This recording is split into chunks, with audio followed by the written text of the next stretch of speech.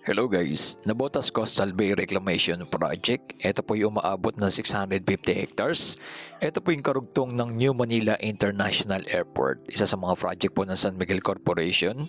At makikita nyo po, dito po sinisimulan na pong gawin yung mga pabahay. Dito po kasi ay may mga squatter area po dito na tinamaan po na ngayon po ay dito na po sila titira. Ayan. Yung mga bahay po ng mga nakatira po dito ay giniba na po at ito na po yung kanilang matitirhan. Ayan. Tuloy-tuloy po yung ating pag-update sa iba't ibang lugar, lalo-lalo na po itong New Manila International Airport at itong Nabotas Coastal Bay Reclamation at ang Southern Access Link Expressway. Ito po yung mga magkakadugtong. Dito po yan sa may Tanza 2. Ayan, inikot po natin yung ating drone. Ayan, tuloy-tuloy na po yung mga pabahay po dito na ginagawa. Kitang-kita niyo po yan, may mga tapos na at yung mga bahay po doon ay hindi pa po sila umaalis hanggat na gawa na po ito.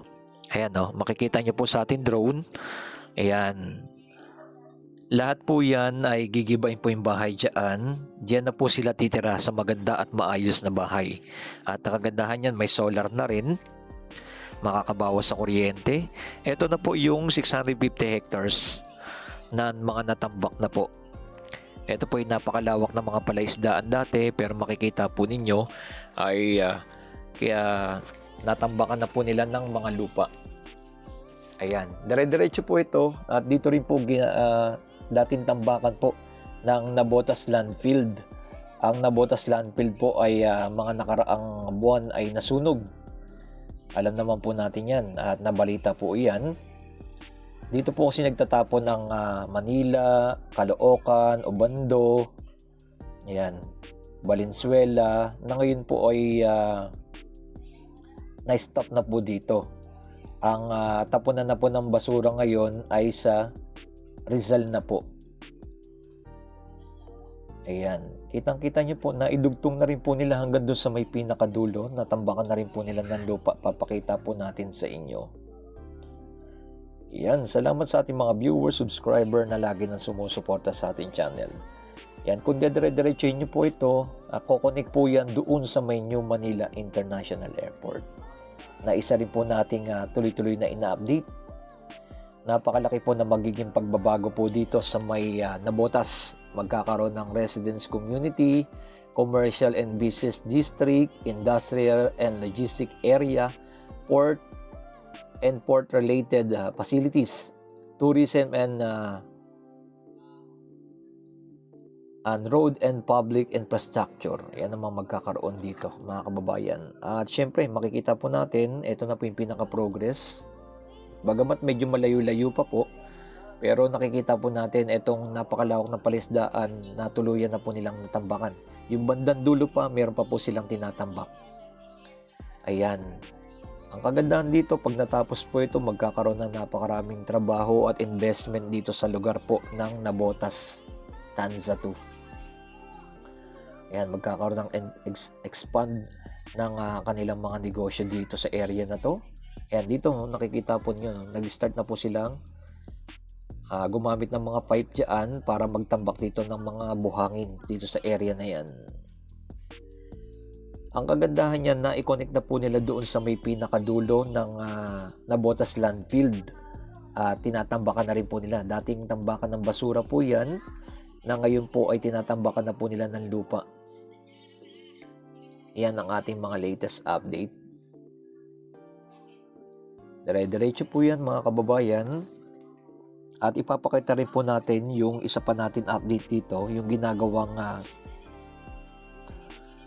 kalsada, expressway na papuntang New Manila International Port.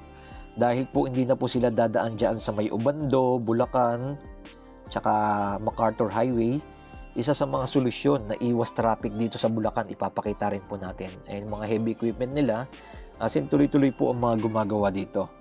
Talagang walang tigil sila pati linggo. Ayan. Ayan, nakita nyo yung mga heavy equipment niyan.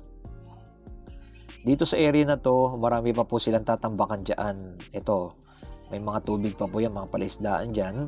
Tatambakan pa rin po nila yan ng lupa. Kaya napakalaki po ng magiging pagbabago po dito. Etong Nabotas Coastal Bay Reclamation Project ay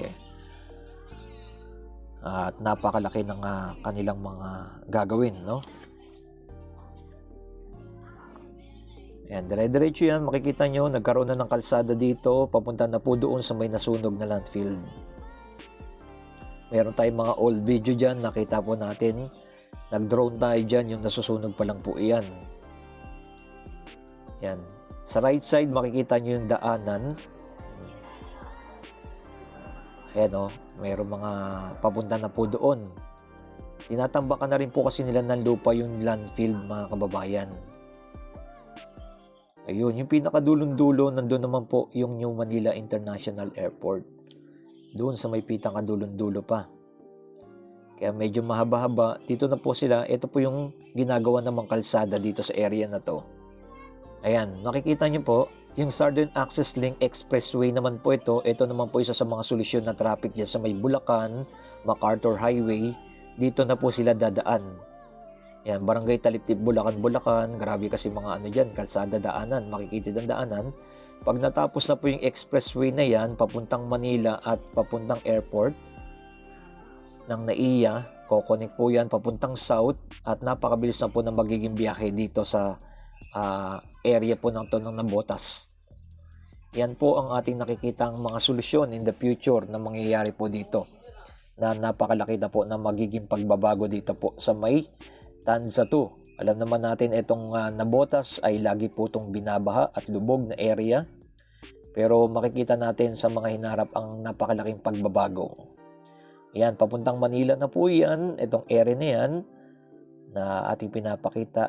Salamat sa ating mga viewers, subscriber na lagi nang sumusuporta sa ating channel. Like and comment and share kung ano masabi niyo po dito sa karugtong ng New Manila International Airport. Ayan na po, nakatambak na po sila dito sa area na yan.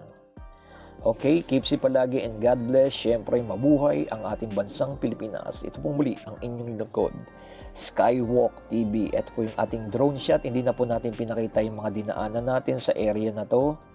Dahil meron naman po tayong mga old video dyan ng pinuntahan natin tong area na to ng Nabotas Tanza 2. Keep safe palagi and God bless. Comment nyo na below kung saan nakarating ang ating video. Maraming salamat sa inyo lahat dyan, sa ating mga subscriber at ating mga OFW at dito sa Pilipinas na lagi nang sumusuporta sa ating channel. God bless.